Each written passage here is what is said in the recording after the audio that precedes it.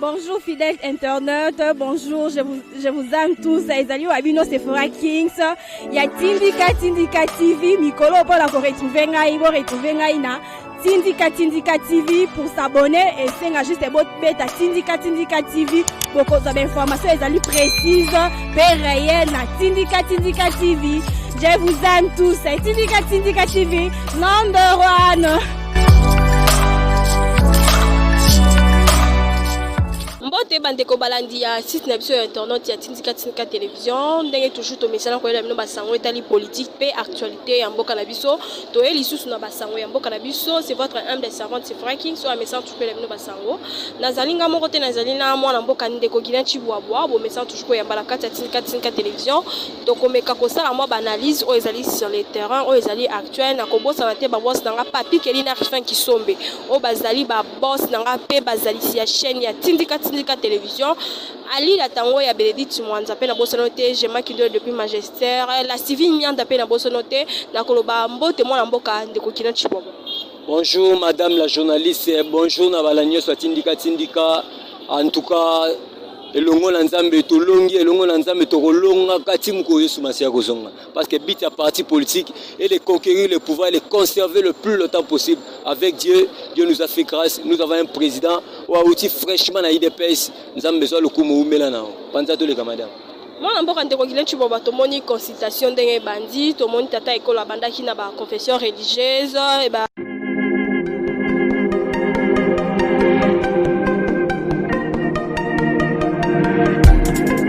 Après 25 ans d'expérience, eh oui, de 1995 jusqu'à ce jour, Elton Store, l'unique shop congolais de Londres, la Grande-Bretagne, il est Londres, et Zaliko ça la fierté à la communauté Nabiso, et surtout, il y a un homme d'affaires congolais sérieux dans la diaspora.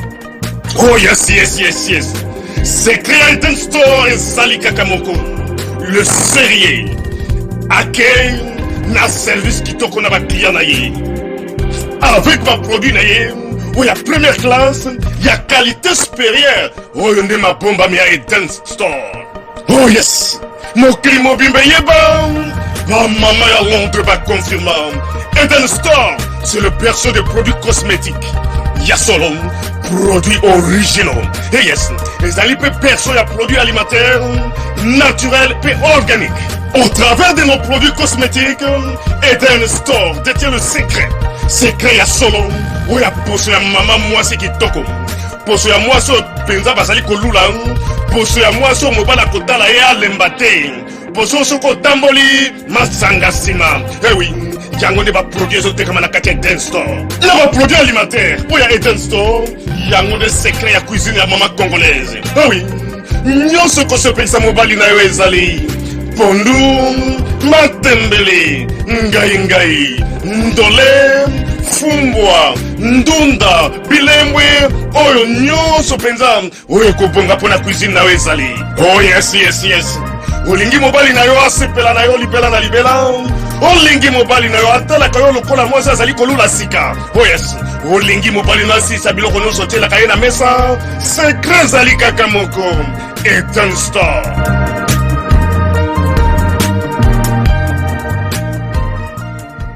Société civile pende basile ko se présenter lobby mais to koluka to zo mo intervention no ndenge consultation e bandi to moni nungu makambo ezali ko bima ba croca Jean bezali ko sala mabamsu ba lobby ete tata ekolo a respectaka na ye constitution te et puis bamsu bazali kondima consultation wana te to luka to zo mo intervention no so ko bakisani pour na faire consultation. Merci madame la journaliste na banzi consultation pour bien que consultation politique parce que les gens comprennent mal les ali consultation ba tunyo sote ba bengi consultation politique mais na komo mona tina ba ndeko na biso ba ndundu ba komi pe na besoin chef de l'état ya mbabango na ba ndeko na biso ba koka ba komi na besoin chef de l'état ya mbaba. OK, le chef est clair alobi c'est une consultation politique bazo consulter ba yi politique oh yo peuple yo kakabango ba benga ba tunyo sote ezate ne singa bo ba mutunyo so ba benga ete ba ko benga ba yi peuple o bazala sima na bango peuple ayokaka bango neti baconfession religieuse bana nsima na bango bapeuple bali neti bayi politique batonation ya lamuka bana peuple bana moi portion ya peuple bana nsima na bango neti bandeko na biso bana mitema malamu bapolisier oyo bana faisant retravailler na vision chef de l'état mais na yo moni na ngambo shadari bata fesele bata peuple bali koloba otie consultation wana ekoaboutir na eloko te nga na lobi boye consultation politique ezali na intérêt général. Les intérêts le peuple d'abord. Parce que quand on tient le slogan, le peuple d'abord. Le peuple d'abord, c'est-à-dire quoi? Placer l'homme au centre de tout. Yango, nali ko mettre en garde Chadari, on sali ko sala ba déclaration bondoki, on ali ko loba été consultation et ko simbate. Biso na IDPS lobi boy. IDPS a fait 37 ans d'élite. Certaines personnes ne s'attendaient pas que l'un des 4 matins, Félix soit président de la République. Aujourd'hui, si c'est Balouki Neuf, nous avons un président qui s'appelle bien Félix Antoine Tshisekedi. Oh, outil franchement na IDPS. Pour la vision IDPS, on est sûr et convaincu que considération politique et que Botambouma Malamu, que pèse le premier ministre Moussoussou, que ça a été majorité parlementaire, il y a Baï FCC et basculé comme un langage, on a vu sur la cache. Je crois qu'il y a 4 constitutions, Bambouma Malamu et Kobima, que ça a été Ilunga Ilukamba qui est en chômage. Bientôt Ilunga Ilukamba qui est en chômage. Nous on veut la première ministre, on va travailler l'intérêt du peuple congolais. Accord et FCC il y a l'accès limite dans aujourd'hui nous avons vite compris que Ilunga Zagine la poche à Kabila. Confession religieuse. To moni pe tata ekolo ayamba ki ba membre ya commission électorale to moni ba sengi na tata ekolo a organisé élection dans les délais constitutionnels. To lukato zo mo vu non pour faire. Madame la journaliste, pour votre information, nanga ça de fait mandat. Et puis, Rossar Malonda, Rosal Intériné, chef de l'État était clair. Alors, qui était, pour la matin, Rossar Malonda tournant la page. Bisoto Aliko, c'est la présidente Roya. On dit maman la confession religieuse. Rossar Malonda, Nanga, Batouana, Bazeli, Bakambia, Sénité. Tout c'est là, la confession religieuse, c'est le biso moutou par consensus. On dit maman la peuple congolais. Robin, madame la journaliste, ce qui est vrai. Bambou Mamalam et Kobi la confession religieuse, la consultation politique. Parce que le chef de l'État, il a vite compris qu'il y a partenaire à Bisso. Parce que le Seigneur Jésus-Christ a l'ongara le colo, a quitté na sakita pour la bata Malam ou a pour la bata Masumu. C'est la raison pour laquelle le Seigneur Jésus-Christ a quitté na mabele, a mis Kabimbe, Kapo et Ngana Yoto à la sauver. Le chef de l'État a bien dit Kabila, Basololana, il a sens que peut-être à Koko Bongo la Moutema. Mais nous avons vite compris que nos partenaires à FCC Bali Mitema Mabe Bali ko bloqué Tata Moukonzeko. On a discuté à FCC il y a 6 minutes à Tata Moukonzeko. Nos partenaires basali ko tchanga ba koka jam pour être visionnaire ngeko kisamate. Yango le chef de l'État était visionnaire parce que Mouto Rosala redevable na 2023 Mouto va retourner le peuple congolais. Ils allaient Félix Antoine Tshisekedi. Ils allaient IDPS, ils allaient la Moukate, ils allaient FCC va retourner la personne de Félix Antoine Tshisekedi de va retourner to voter le 30 décembre 2018. Mais la 5 au sali le peuple congolais nini. Yango chef de l'État en tant que visionnaire na boy peuple congolais en 2023 abamanga mabanga pamba. Il faut na benga bayi politique to so na bango tout par consensus pour être tout bimisa premier ministre Sika et puis ba souhaite Tata Moukonzeko les alinini. Majorité parlementaire ba IFCC bali ko beta tolo et ya langamu na biso et puis tous le premier ministre Yassika on a travaillé la vision du peuple d'abord. Comprenez madame la journaliste. En tout cas consultation politique et ko bota mouvement malamu et ko pesa biso premier ministre Yassika et ko pesa biso majorité a bien on a travaillé la vision chef de l'État. À part wana madame la Chifo ba été 130 députés ba boya ki ko kende na appel ya Joseph Kabila. Na Kingaka, tu vois, on a belangoté, on a 363 députés, mais 130 députés, ils ont été Kingakati. Kabila a commis si les députés sont dans la classe. Le col a maillé, il y a un monsieur, les députés, élèves. Oh, des députés sont des responsables, sont des pères de famille. Bazali na batu na sima, ba représenter le peuple. 130 députés na baboyi ko kende, ils ont vite compris qu'on a besoin de travailler la vision chef de l'État. C'est pour te dire que pour la biso FCC cash et l'accès à limite tango, nous soutenons à 100% Félix Antoine Tshisekedi na consultation politique madame la journaliste. Comment dit Joseph Olengankoyi azali ko senga la tata ekolo Félix Antoine Tshisekedi akende ko kutana na le sénateur Abi Joseph Kabila pour keba meka ko solo là pour na ko abstenir climat politique politique na bango ya entre FCC cash to lukato za intervention na. Madame la journaliste, nous mettons Olenganko en garde. Olenganko est un voleur, il a volé l'argent il y a 500, il n'est même pas une semaine au bateau qui va interpeller la cour à cassation pour le détournement. Olenganko Joseph Félix Antoine Tshisekedi n'a pas le temps. Il y a aucun Nogoluka Joseph Kabila, FCC cash pour l'habitude du peuple congolais à bout. Pia. Olenganko garder banina yo, tu as traître toute ta vie. Banda toyeba yo, tu as traître, tu mourras traître. Gardez banina yo, biso, toza na temps ya FCCK juste, biso to télémina union sacrée parce que union sacrée ne permettre biso toza premier ministre ya Sika et puis toza majorité ya Sika. Au cas contraire, balanyo sa tindika biloki mi balana soke simbité, il faut Kabila sa la prison na makala na CPI parce que CPI ba osise mbongo na mindeli parce que mbemba ta bakanga na CPI ba sise mbongo nyos. Biso suwe na biso été to Kabila asa la prison na makala po mbongo wana peuple congolais et se région nango madame la journaliste. Voilà mboka ndeko kila chibwa to monaki na consultation ndenge salama kilobi to monaki présence ya président ya o bazali membre IDPS Augustin Kabuya na Jean-Marc Kabunda présence na bango ndenge basele ko se présenter lobby kuna et sali moi nungu bansu bazolo ba pourquoi est-ce que barke ko se présenter kuna na raison nini o esengeli ke barke ko se présenter lobby to kolukato zoma intervention na yo pona affaire ya présence na bango. Merci bien madame la journaliste, en tout cas balanya sa tindika soki boki muto aloba français français ezali maele te soki na mboka Emmanuel Macron au moins na 3 ans aloba français ba yebaka muto maele na sa façon de réfléchir, sa façon de commenter, sa façon de démontrer. Augustin Kabuya ali secrétaire général il y a parti au pouvoir, oui ou non? Oui. Le Jean-Marc Kabundi azali président à IDPS et puis azali honorable député dans la liste de IDPS. Ce qui va la constitution politique, parce que bazali attaché parce que le chef de l'État sera le président de la République et azali na IDPS mutememie na ngwende wana pour être lelo à la présidente de la République. C'est pour te dire que le président Augustin Kabuya Jean-Marc Kabunda des instances politiques, basant la sagesse, basant l'intelligence, basant ceux qui ont la consultation politique, parce que basant appartenir à la famille politique à Félix Antoine Tshisekedi, chef de l'État, Bangon Bassali était chef de l'État Félix Antoine Tshisekedi, Azala Lelo, place Azali Lelo. Le 11, madame la journaliste, Félix Antoine Tshisekedi, alors que le candidat commun, Ezali Martin Fayulu. Alors bango, biso to tumba pina madame la journaliste siège le 12 le 11 d'Abutouana. Ezali le 19h, la 20h to tumba pina titongo ça le 12 et c'est lié Félix Antoine Tshisekedi a retiré signature. Ceux qui batumi balé wana tena basité, mais le candidat commun opposition à Genève ngeza Martin Fayulu. Et ça biso na Augustin Kabuya na Jean-Marc Kabunda batu lelo bani baza pemé na Félix Antoine Tshisekedi. En tout cas nous mettons garde batu no so bazoni ngate Kabuya na Kabunda baza pemé na Félix Antoine. Est-ce que bino l'équipe biso na souci ya koleka batu wana? C'est pour te dire que mutu no so rebundisa Kabuya na Kabunda à Kokuta na base d'Anzela parce que biso mto salité Félix Antoine Tshisekedi à Salalelo président de la République. Mwana mboka ndeko Gilanchi Babato lobelele susu mwa makambo etali consultation mo bandeko mususu to pezali kotuna mamituna est-ce que après consultation est-ce que pouvoir ango kozala ya kokabwana ou bien comment après consultation? Madame la journaliste na banzi été consultation et kobimisela biso premier ministre au travail na vision chef de l'État.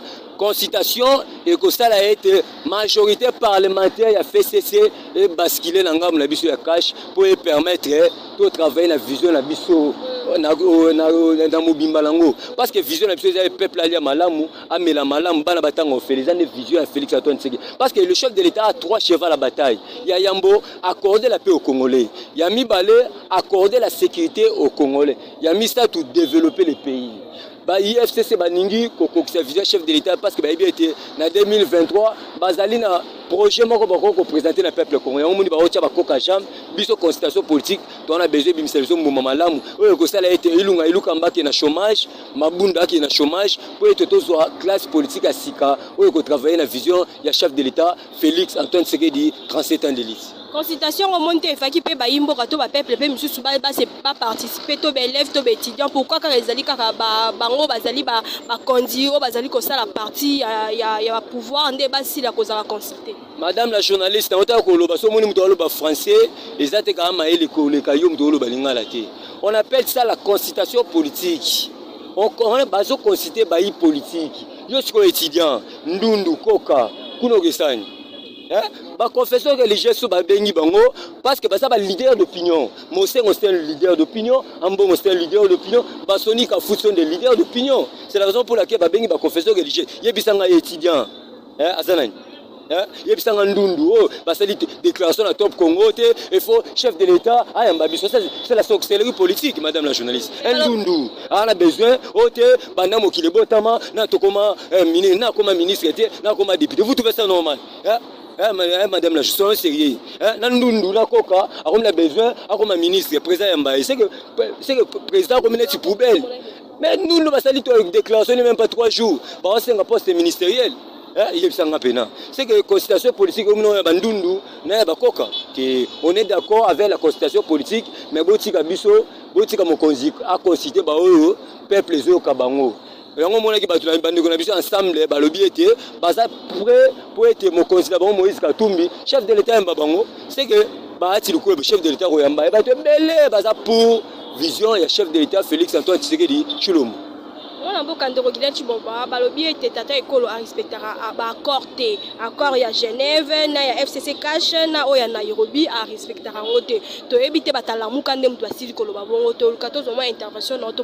Merci madame la journaliste. Il y a 3 accords. Accord à Genève, accord à Nairobi, accord à FCC Cash. Accord à Genève. Il faut qu'on se le dise la vérité, madame la journaliste. Biso IDPS, biso ba IDPS. Kendaki na congrès extraordinaire. Où est le 30 au 31 mars il y a 2018. La nanga bien là balanier soit tindika. Certaines personnes veulent importer badina avec les chefs de l'État ou soi-disant à respecter à accord. Na balina un accord à Genève. Accord à Genève, ba ko fabriquer un opposant ou incapable même na Mumbele ba bien na Mumbele te mante foil. Na kikuti ba ibiete. Na monga fula ba ibiete.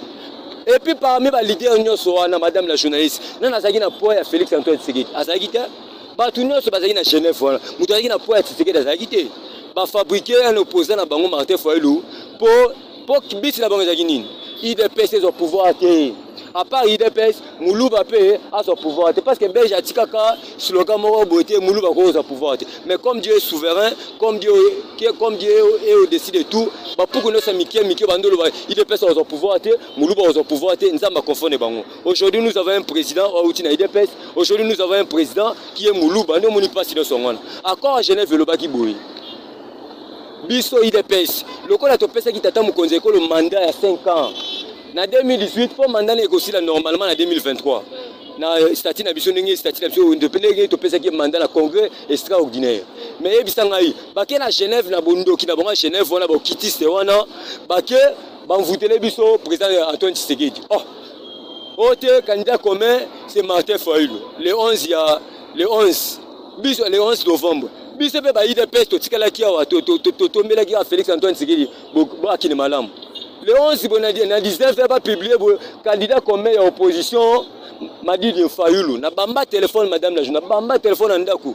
Biso, tout soutenir Moutouassa, chambre salon triomphale, incapable de se faire élire, même député provincial. On a vu ce toboya. Dès le 12, tu retires signature. Biso, il peuple de toboya. Tout le monde qui est. Biso candidat biso zaki à IDPS comme on a Félix Antoine Tshisekedi et non Martin Foylou. Biso IDPS le rôle de Félix Antoine Tshisekedi mandat de biso motobo tout là qui est. C'est la démocratie. Notre parti s'appelle Union pour la démocratie et le progrès social. Démocratie IDPS n'est saliété. Félix Antoine Tshisekedi a retiré signature. Où est le man? C'est pour encore au tata école la Sinarana les sénateurs avis Joseph Kabila de comme ça c'est un abimisango pour que a livré. C'est pour te dire que au nom de la démocratie biso a combattu IDPS toboya qui Martin Fayoulou a la candidat à l'opposition. Il y a un autre qui Félix Antoine Tshisekedi a retiré signature. Ayokaki Maloba Nabiso. Toké si on a accord à Nairobi. Accord à Nairobi le baki boy. Balania satinika tinika. Maman Marie José Mbombo na Suède yokanga bien. Accord à Nairobi le baki boy.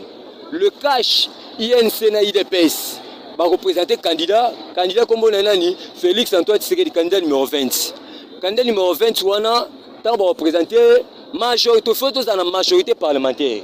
Et puis conformément à la constitution, le président a akobimisa le nom de premier ministre de la majorité parlementaire selon la constitution la premier ministre azana kati kashi bazana na FCC premier ministre azana FCC le ministre de la finance azana cash ou bezana FCC azana FCC gouverneur à banque azana cash ou bezana FCC azana FCC. C'est pour te dire qu'accord à Nairobi et ceux existent sous té yebisanga na cœur à Nairobi et le baki était Vital Kamerhe sa directeur cabinet. C'est pour te dire que Félix Antoine Tshisekedi a respecté le contrat tant que Ali Koloba awa Kamerhe soit directeur cabinet. C'est pas la bonne foi à Félix Antoine Tshisekedi encore le bon côté. C'est pour te dire qu'accord à Nairobi et ceux existent sous té parce que nous n'avons pas un premier ministre ou d'une cash tout ça la majorité parlementaire où ils ont un cash.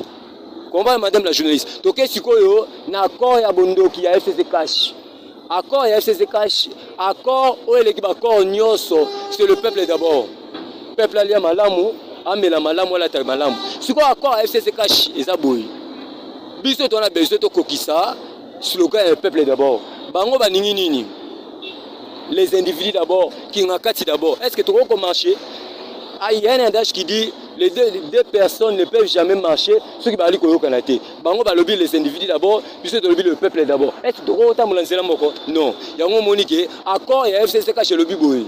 Et lobby le peuple d'abord, bango va ningi le peuple d'abord. Dans la gratuité enseignement. Le chef de l'État lobby dans la Nations Unies, quelles que soient les conditions, il faut que l'enseignement de base soit gratuit. Quand on chadar à l'obini, on va voir que l'option gratuite enseignement et aligner le bloc à Joseph Kabila. C'est pour te dire que Bazali Kocha, chef de l'État, va encore jamais pour être vision chef de l'État comme ça matin. Accord à SSC Cash, Baïno so, Baïno so, Batinika Tinika Boye Baïti. Accord à SSC Cash, et aligner le peuple d'abord, placer l'homme au centre de tout. Point barre. Que papier accord on ba yimbo ka to ba tumsu bazo zela ba senga la tata ekolo abimisango pour que ba livrer Kabila jusque là ezomona na te. Madame la journaliste, merci pour la mutuna. Na bansi aux appels d'information na mukanda moko zo ko circuler na réseaux sociaux. Ote accord wana ba basina kiango eza président Égypte. Président Ramaphosa Afrique du Sud, na président actuel président ya Union africaine. Pour la internationaux, na nationaux accord mo ba komi o Dani Ariav, ministre des Finances, Tango Fort, na Célestin Mbala. C'est pour te dire que l'accord et l'équipe accord Nyon Sotoko signé arrangement politique, accord et l'équipe arrangement Nyon, c'est-à-dire le peuple d'abord. On va madame là, c'est là où cause problème. Bango les individus d'abord, biso IDPS le peuple d'abord. Bon on va le peuple d'abord. Bon on va ningi Shadari d'abord, bon on va ningi Nehemi d'abord, Kabila d'abord, Kingakati d'abord. Raimo Chibanda d'abord. Biso to ningi na mutapusu alia malamu. Na mukomboli alia malamu. Na fazer alia malamu, na cheka alia malamu. C'est là où cause problème. C'est que biso na bato tika la koyoka na te, mais pour na biso IDPS le bien été FCC cash accord wala la limite dango ezali les individus d'abord yango moni biso IDPS to sengi na biso slogan ya biso ya peuple d'abord ibungati la tanzoto neti ba carte enseignement soti mouton bloc beleza na kati le peuple d'abord nzamba sunga Félix Antoine Tshisekedi constitution na buta mbuma malamu au nom du Seigneur Jésus-Christ au APC impérium oyo le Félix Antoine Tshisekedi chef de l'État na République démocratique du Congo. To chité na moi motuna oyo voyage na bino toyoki ezali le 12 awa calamité bozo voyager to 14 mois intervention par rapport à voyage là pour que to chité l'émission. Madame la journaliste na bansi ba mère na ngebele na mikila poto babi o Guilain o bongi o komi ko bonga to mono changer boye soki lelo ngai na vivre à l'aise dans le but que na za l'aise soki lelo na za na moi à l'aise et ça pour l'impérium to na ngoyo. Madame la journaliste, et ça pour beaucoup et le ballon fait beaucoup. Et ça pour beaucoup moni journée de la base et que ça le 12 novembre, mais ça mukolo Félix Antoine Tshisekedi mukolo chama kabunda parce que les gens bato babosa na mabe babosa na makasi jama kabunda la ta chemise à pembe. Abi toi Félix, toi Félix, nous te demandons de retirer ta signature dans 48 heures. Abenga président de PST, abenga toi Félix. Nous te demandons de retirer ta signature dans 48 heures. Wana chama kabunda awa. To tchaye pression abi fait kabuni to obeta yo bi ngayo to obeta yo. Nde maman sur papier à la chemise à la cravate quand elle a tibou. Toi Félix, nous te demandons de retirer ta signature dans 48 heures. on a une permanence à IDP. C'est pour te dire que ceux qui le lot, tous un impérium oyo, surtout un sengo oyo, et ça été pour Fachi le lot, Azali président de la République. Pour bisous de bâtiment autorisé n'esport, tout mon anda que ça la kinga bobo na ok motel fikin. Au boulot sur les Guinéens pépé go kangayo. Mais le lot na remonté à l'aise grâce à Fachi Béton. Le lot na remonté la tracé tête d'élite grâce au Fachi Félix Antoine c'est la chef de l'État. Bien qu'il n'a tout bon mais tous croient parce que la Bible déclare en Ecclésiaste 9 verset 5, il y a encore de l'espérance pour tous ceux qui respirent. Quand je vois Félix Antoine c'est le chef de l'État, je vois Kabouni président et IDPS, je vois Augustin Kabou secrétaire général. Na commissaire ensemble parce que on était délaissés mais grâce il y a un impérium des pessimos au pouvoir il y a le lot de télémanto le babou. En tout cas, nous soutenons Félix Antoine Tshisekedi dans la consultation politique. En tout cas, parce que mais la Bible déclare ils vous feront la guerre, mais ils ne vaincront jamais. Que Dieu bénisse la République démocratique du Congo, que Dieu bénisse que Dieu bénisse ma fille née au porté combo à grand chantre. Alain Mouloto assis la Kotika Biso le 2 août, il y a 2013. Nzamba Pambola maman Marie-Josée Mbombo na Suède Bambo Tebele. Nzambe Pambola camarade il y a Sephora Bénédicte Mwanza Bambo Tebele, c'est lui qui zika. Na ba baninga ngate. So vous avez besoin de contacter pour avoir la vraie information. Bobenga na plus 243 81 99 18 81 99 18 616 plus 243 81 99 18 616. Je suis sur WhatsApp. Bobenga Bozonga. Bye bye. Fidèle internaute, merci pour la vidéo bandeko bozuli baku pena ya kopusa na pona koyamba basango na biso na kati ya tindika